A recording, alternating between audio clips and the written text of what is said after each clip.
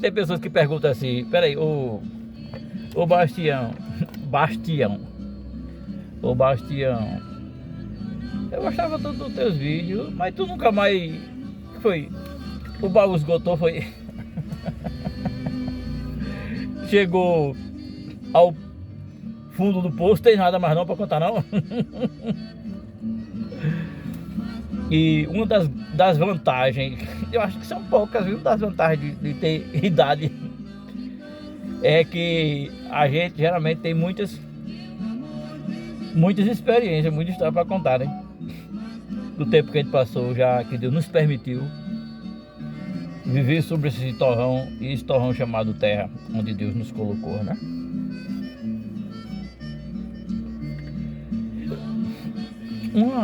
No período, por exemplo, que você tem de 10, 12, 13, 14 anos, você vai... O seu cérebro,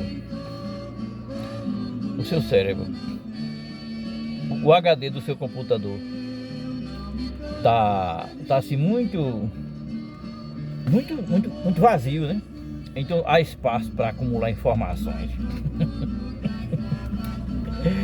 Então, garotos e garotas que escutam, né, que veem os meus vídeos, aproveite quando tu é jovem. Essa semana eu tava conversando com uma menina, filha de uma amiga minha, diz: mas menina, tu tão bonita, mas tu não gosta de estudar. Vai pra escola, vai estudar, menina, aproveitar enquanto tem mamãe pra colocar na mesa, né? Pra colocar no prato. Aí os adolescentes quase não tem preocupação, né? Chega em casa, tá a comida pronta, vai tomar banho, vai pra mesa. E hoje o governo, né? Tem essa força muito grande do governo federal principalmente, para que haja essas escolas em tempo integral, né? O aluno ficar o dia todinho estudando, né? E agora há pouco eu fui convidado. Tem uma amiga minha que é a mãe dessa menina, que ela estava impossibilitada de ir para uma reunião nessa escola. E eu vou dizer, a escola aqui do Jardim Ipiranga, que é a Guilherme Claus, né? E ela pediu para ele, havia uma reunião, e ela pediu para eu representar ela com a menina dela na escola. E foi uma reunião muito boa, pessoas, diretor, vice-diretores, super dedicada à escola, uma ótima escola, muito bem estruturada, né? Aí a reunião era para informar as mães que havia uma oportunidade muito importante para os alunos daquela escola, deles fazer um curso extra, porque inclusive o representante ali desse curso falou que é um curso que geralmente quem conclui sempre tem emprego. Quer dizer, além de haver essa escola, já havia ali um curso médio para formar profissionais na área de logística. Parece-me que o curso era de 2 a 3 anos, que o aluno não ia ser prejudicado nada. Tinha a hora da aula e dentro daquele horário havia esse curso médio para profissionalizar os estudantes que assim quisessem participar desse curso. E eu ficava perguntando e me dizendo como as coisas facilitam, né, para quem quer estudar, né? Então, para quem quer um enchimento de conhecimento, de informação, sair da escola já tem uma profissão, que inclusive é uma profissão bem paga. Era o curso de logística, né, que muitas empresas sempre têm esse curso. Os supermercados precisam desse curso. É quem cuida dessa parte de abastecimento no supermercado, sabe? Computador ali, olha o que está faltando, o que está sobrando, precisa comprar. É isso aí. Mas, gente, o que eu queria falar nesse vídeo para vocês é que no período, por exemplo, dos anos 70, era a época do governo militar, era uma época assim muito difícil para o pobre, mas tinha também umas tradições. Dentro dessa pobreza que vivíamos, há uma tradição de alguns assuntos que eu gostaria de contar para vocês, talvez muitos assuntos que vocês não saibam hoje. Por exemplo, em um dos meus vídeos, eu falei que antigamente havia o batismo de anjinhos. Uma criança, naquela época morria muita criança, não havia essa assistência pediátrica que há hoje. As crianças nasciam em casa mesmo, com as parteiras. E ali, muitas crianças morriam de desidratação, qualquer coisa levava a criança ao óbito. Eu, quando era menino, por exemplo, eu fui a muitos enterros de crianças. Inclusive, eu tenho uma foto que eu estou junto, eu ia para o enterro de uma menina que seria minha futura cunhada. Então, eu tenho essa foto ainda, que antigamente um dos costumes das pessoas era de tirar foto das pessoas que morriam. Você vai olhar muito isso na internet. Ficar como lembrança, né?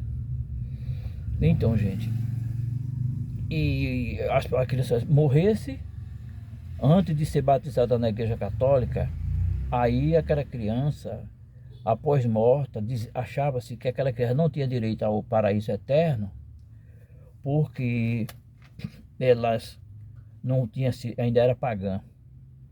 Aí se não tivesse sido batizada, então ela morreu pagã. Se fosse pagã, ela não ia para o paraíso, né? Era uma tradição. E às vezes as pessoas andavam de noite, naquela época viajar muito de noite para os textos, para um lugar longe à noite, comprar remédios, essas coisas, que no sítio, na zona rural naquela época, é bom que se diga, as pessoas iam dormir logo cedo. Assim que o sol se pôs, as pessoas já iam dormir. Quando o sol nascia, o dia clareia, começava a clarear, meu pai já estava batendo a enxada para trabalhar no roçado, né? É bedém, aquelas horas, tanto de meu pai como dos vizinhos que também batiam as suas enxadas. Eu gravei até um vídeo sobre isso aí, o bater da enxada para ir ao campo trabalhar. Não havia esmeria, a enxada era afiada com um martelo sobre um trilho de ferro, né? Mas, por exemplo, quando se havia casamentos, aniversários, festa, pessoas que tinham condições de fazer uma festa, havia um casamento, por exemplo, naquela época não havia esses detergentes que temos hoje. Aí as pessoas pegavam uma casa assim, alugavam um salão, alugavam uma casa para fazer ali a festa, o bolo, aquelas coisas todas, e não havia detergente. Então, para não haver mau cheiro, ou pelo menos para o ambiente ficar cheiroso, o que era que se fazia?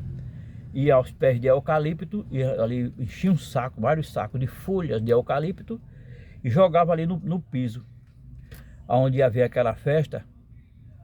Aí do que a pessoa estava dançando ali o forró-bodó, aí ao mesmo tempo ia pisando naquelas folhas. Aí ia exalando aquele cheiro. Você pode encontrar uma folha de eucalipto por aí, você dá um cheiro, tem aquele mesmo cheirinho daquele detergente de eucalipto que a gente compra lá no comércio, não é? E acontecia isso também na igreja católica. Na igreja católica, no mês de maio, esse período aí, as pessoas jogavam folha de eucalipto no piso da igreja católica, para as pessoas andar ali e ficar aquele ambiente cheiroso. Não é um costume assim, né, muito diferente, né, de hoje. Hoje aí a gente é assim, porque os mais velhos haverão de se lembrar disso aí, né? Mas, por exemplo, outro costume.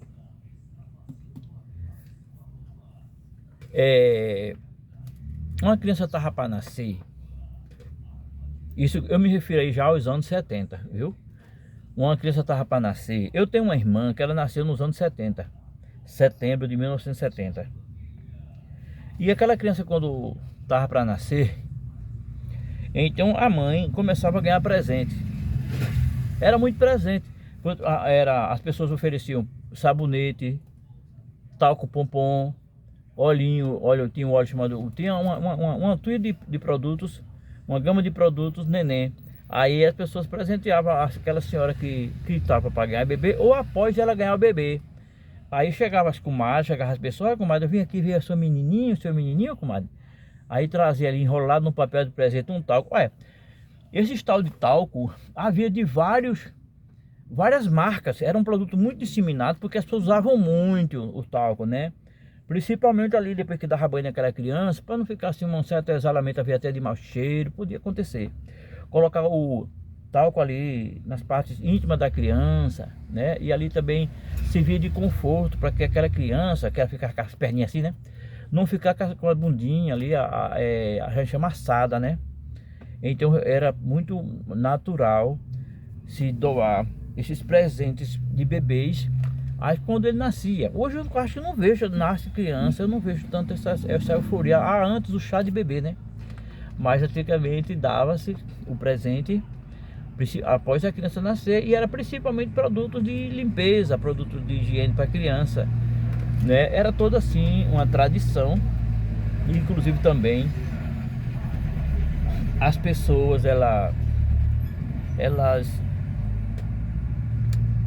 se tornavam padrinho e madrinha, e as mães, um costume que não tem meio hoje, graças a Deus.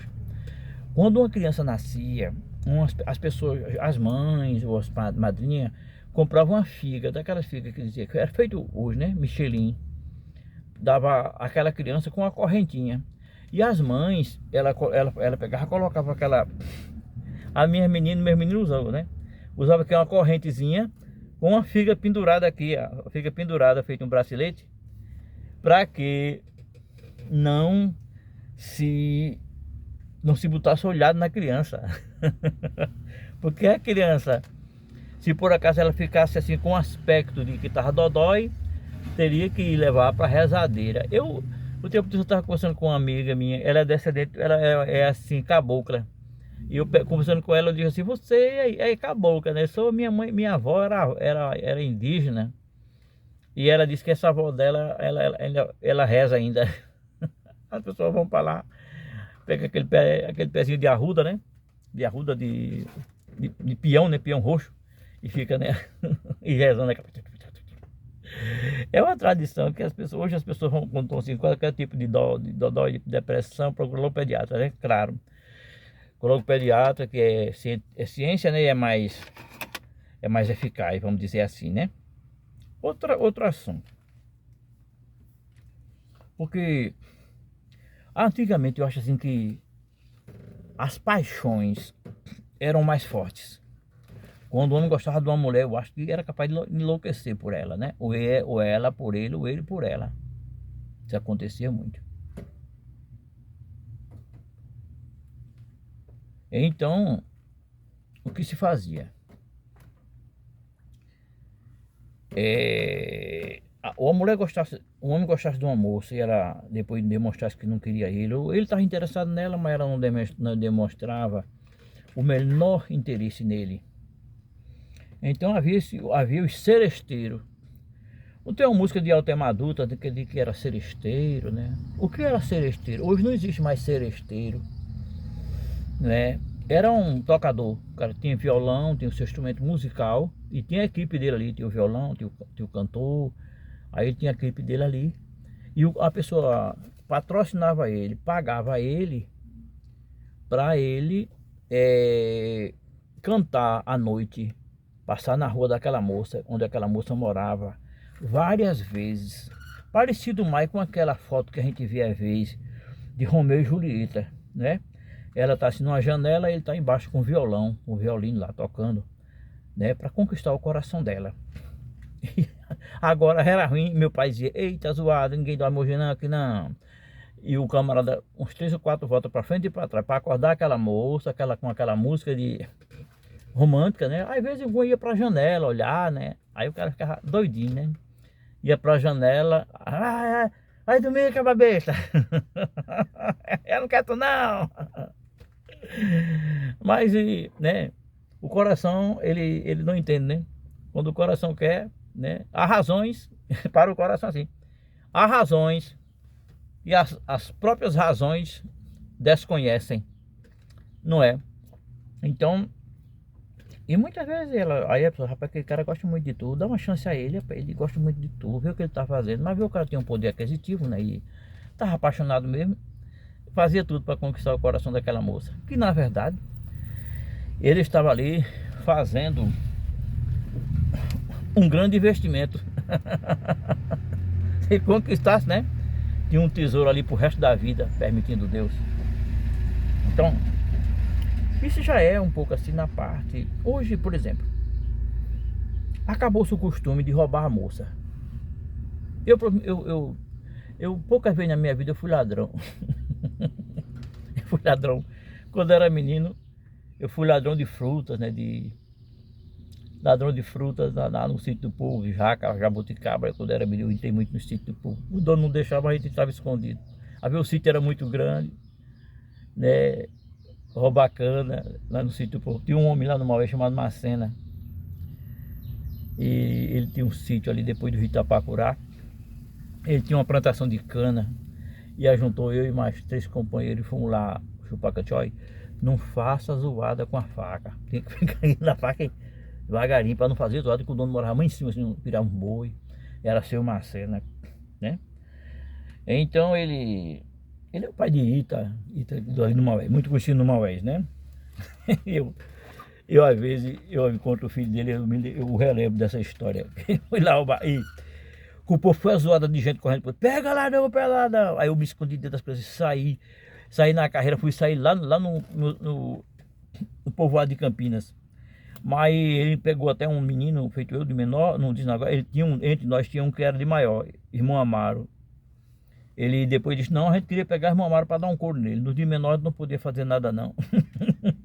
Havia o respeito já, né? Pelo de menor. Mas eu já roubei uma moça, né? Quer dizer, porque assim, hoje os rapazes não roubam mais as moças, né? Só mais casamento hoje de gente humilde no meio evangélico, né? Porque, sei lá, não pode estar se prostituindo, se casam, geralmente casam jovens. Mas é difícil você ver um casamento hoje entre uma pessoa humilde, porque o casamento gasta muito dinheiro, né? E hoje também, devido ao grande índice de prostituição, os rapazes quase não querem se casar. Porque muitos dizem assim, a gente não tem condições. Mas naquela época era pior ainda do que hoje, era pior do que hoje.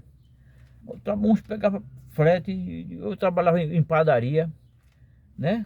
Já com 13 anos eu comecei a trabalhar em padaria, carregando balaio de pão, entregando nas vendas. E me casei e mamãe ajudava, mamãe levava umas coisas para mim, levava farinha, levava umas coisinhas, pedaço de mocotão, umas coisas. Né? A minha sogra dava o leite, mandava leite da cabra pro meu menino. Eu nunca me arrependi de ter me casado não, né? Passei por muitos altos e muitos baixos, mas não me arrependi de ter se casado não. É porque também naquela época o cara encontrar uma namorada assim né? Era muito difícil, porque era uma coisa muito grave, né? Muito grave. Hoje essa vantagem, essa facilidade das mulheres faz com que os homens também não liguem também para casar. Não liguem para casar e também os homens também não ligam, porque eles alegam que a despesa é muito grande, porque ninguém quer passar as dificuldades que os seus pais passaram quando se casaram, não é? Então isso aí já é uma parte assim. De vez em quando as pessoas dizem, olha, Toninho roubou a filha de Mané Mané, era. Roubou, tinha notícias atores, roubaram 2. Né? Os rapazes namoravam com a moça, não tinha condições de casar, com as despesas do casamento. Aí dizia, tu quer morar comigo? A moça dizia, rapaz, eu quero. Eu vou alugar uma casa para nós, um quartinho para nós. Eu achei, alugava uma casinha, era trabalhador, alugava uma casinha. De madrugada, a senhora que os pais estivessem dormindo, botava a menina debaixo do braço e levava para casa. Quando o pai sabia, já era no outro dia, já, cadê Maria? O Maria tá não, ela fugiu. Eu vi ela arrumando umas caixas aqui, fugiu. O pai ia lá, já era mulher, né? Depois que era mulher, não queria mais em casa. Aí já era mulher e deixava, aí depois se casava, né? E fazia umas pazes com o sogro, né? Aconteceu muito isso aí. Mas assim, dentro do regime de pobreza, porque hoje, por exemplo, tem muitas pessoas que alegam tudo para ser safado, né?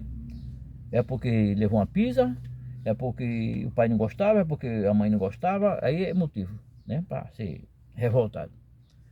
Mas a vida que vivíamos naquela época, se fôssemos viver hoje, seria pobre de maré, né? Pescava de dia para comer de noite.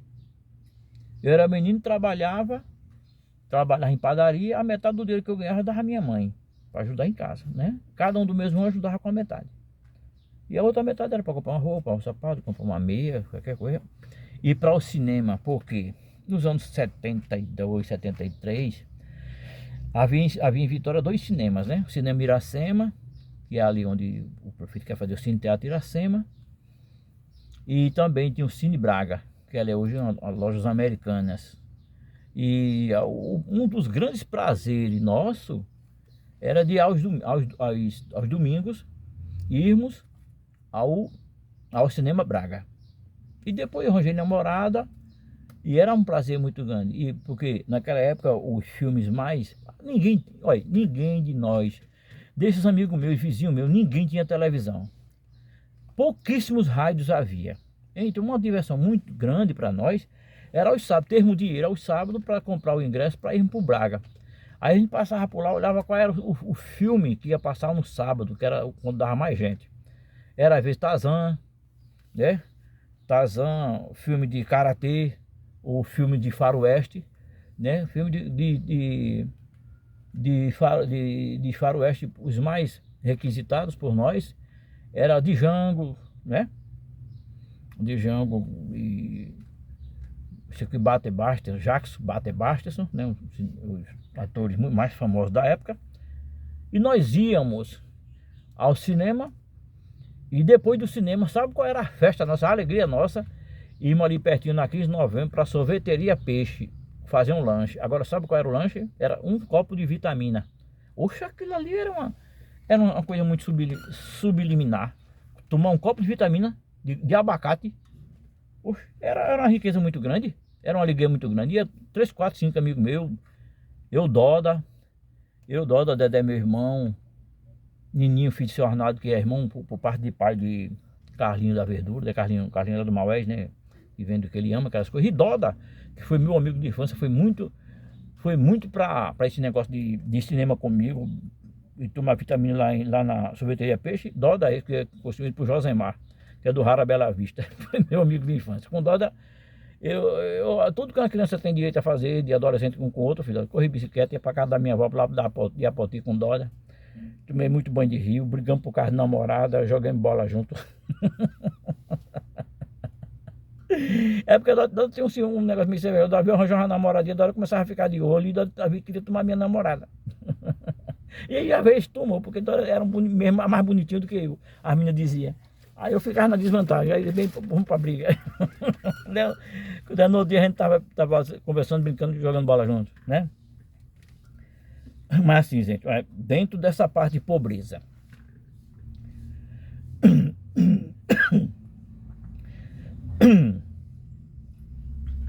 o meu pai, Manuel Avelino de Souza, ele era pãozeiro. Ele chegou a ser pãozeiro depois que veio da zona rural morar em Vitória. Ele passou uns tempo trabalhando lá em Rio Doce, em Olinda, em construção de casa do governo, plano de habitação. Ele era ajudante de pedreiro e ele trabalhava com esse homem lá. E depois ele trabalhou numa marcenaria que havia ali na beira da pista, onde os prédios derrubaram agora há pouco, perto do prédio antigo da Compesa, numa serraria que era de seu Antônio Chico. Tinha uma serraria ali, madeireira. E meu pai trabalhou um tempo ali carregando aquele história de madeira para ajudar a cortar aquilo ali. E depois não tinha mais emprego, com pai de família. Meu pai falou com um dono de padaria, o nome desse dono de padaria, que ele era evangélico, era um homem muito bom, a esposa dele era Dona Zefinha, era gente muito boa, Alfredo Batista. Que Deus abençoe a memória daquele homem e a memória da sua esposa. Porque muitas vezes meu pai ia vender o pão, e às vezes eu ia lá comprar um pão, eu tinha comprado 10 pães, aí ela, sabendo da dificuldade que passávamos, ela veio pegar um pacote de bolacha língua de sogra e dava para nós um pacote de bolacha comum. Ela era evangélica e eu vi nela ali era evangélica. Era evangélica. Todo o testemunho de evangélica, de pessoas caridosas com pessoas que estão passando dificuldade. Essa Dona Zefinha e seu Alfredo Batista, depois, eles passou muito tempo morando em Feira Nova. Gente de Feira Nova que vê esse vídeo vai se lembrar de seu Alfredo Batista, que é o pai de Joaquim Batista, que é caminhoneiro, né? Passou muito tempo sendo caminhoneiro. Mas assim, e de uma época meu pai adoeceu de uma doença lá e nós não sabíamos que doença era aquela. E meu pai começou a ficar amarelo, a perna afinando. Aí você imagina uma família que vive em dificuldade e já vivendo em dificuldade, o pai não poder trabalhar. Aí meu pai era pãozeiro. Aí ele fazia assim, um dia quem ia no lugar vender os pães no lugar do papai era Zequinha, meu irmão, que mora lá em em Salvador. E no outro dia quem ia era Djalma, que Jesus já foi guardado no Senhor. Djalma já não está mais aqui nessa vida conosco. E o certo era para no dia e eu ser ajudante a levar o pão, e outro dia era para ir Dedé, meu irmão. Mas Dedé era meio arengueiro, o meu irmão não queria ir com Dedé. Dedé também já dormiu no Senhor. Aí aconteceu o quê? Aí meu pai ficava em casa. Meu pai ficava em casa. Aí qual era a possibilidade de um homem naquela época ficar em casa? Como era que ia sobreviver a família? Dificuldade medonha. E naquela época, assim, houve naquele período da história, houve ali uma possibilidade de a gente fabricar paião. O paião, vocês não sabem o que é paião. A maioria não sabe, mas os pessoas muito antigos sabem. Então, as mulheres iam às lagoas lá, eles compravam a área lá para tirar o junco. O junco é um tipo de, né, de planta aquática. E a pessoa tirava, cortava aquela planta ali, entrava dentro da água, cortava aquela planta e levava lá para fora. Aí depois fazia o feixe e trazia para casa. Botava no sol para desidratar, né? Ficar feita essa daqui, essa esteira. E nós fazíamos, havia ali uma formazinha de madeira. E a gente ali fazia aqueles paião. Paião era uma espécie de bolsa feita de junco, de uma espécie de junco, feita isso aqui, ó, de junco, que ela era adquirida, comprada pela fábrica Pitu. Naquela época as caixas de botar aguardente eram caixas de madeira. E tinha necessidade de botar nesses paião, as garrafas ali, para no catabi do caminhão que ia para longe, para fazer entrega da aguardente Pitu. A aguardente Pitu ficava ali no início do Estrada Nova, né? Onde antigamente funcionou até a Igreja Universal, e agora fizeram um lojão lá, um negócio lá, né? E meu pai passava o dia fazendo paião, e cada um de nós tínhamos que fazer, eu mesmo tinha a obrigação de fazer todo dia, porque eu chegava da escola, antes de sair para vender pão, eu chegava da escola, mais ou menos 2 horas da tarde, eu ia para a escola de 10 horas, largava 2h30, estava em casa. Mas eu tinha a obrigação todo dia fazer 50 paião, e tinha gente que fazia 100 ou mais, muitos, né? Aí a gente só podia ir brincar no campo, jogar bola, né? Fazer as nossas peripécias, após cumprirmos a nossa tarefa de fazer o paião e limpar a casa de todo aquele junco que ficava espalhado por dentro de casa, né? E depois aquele paião fazia aqueles feixes, colocava num saco e levava para vender lá na Estrada Nova, a fábrica da Pitu. Foi um momento muito difícil para nós, muito tão difícil, tanta dificuldade. E meu pai estava com essa doença, ninguém sabia o que era. E havia antigamente os farmacêuticos, os donos de farmácia, não os farmacêuticos propriamente dito, os empresários, donos de farmácia, ele não era somente o proprietário da farmácia, muitos deles eram como se fossem médicos, eles produziam muitos tipos de de medicamento. Quem aqui já ouviu falar de Rochinha? Rochinha tinha química e ele produzia muitos medicamentos para vender às pessoas. Inclusive, uma amiga minha falou, eu vou até dizer o nome dela, que eu sou muito amigo dela, gosto muito dela. Dona Zuleide da Creche falou que ele tinha ali, ele fazia um tipo de antibiótico que era muito bom, e até pessoas dos Estados Unidos vieram comprar essa fórmula e ele não vendeu. Ele fazia um antibiótico ali, tudo com a infecção de doenças venéreas, essa doença, esse remédio curava. Porque inclusive Dona Zuleide, até uma vez eu fiz um vídeo de Dona Zuleide da Creche, 2 vídeos com ela, mas não ficou assim muito, cronologicamente, muito bem feito. Aí havia coisa que eu contei depois, que foi coisa que aconteceu antes. Aí achei por bem tirar para depois conversar com ela sobre a cronologia, quer dizer, o tempo de cada assunto.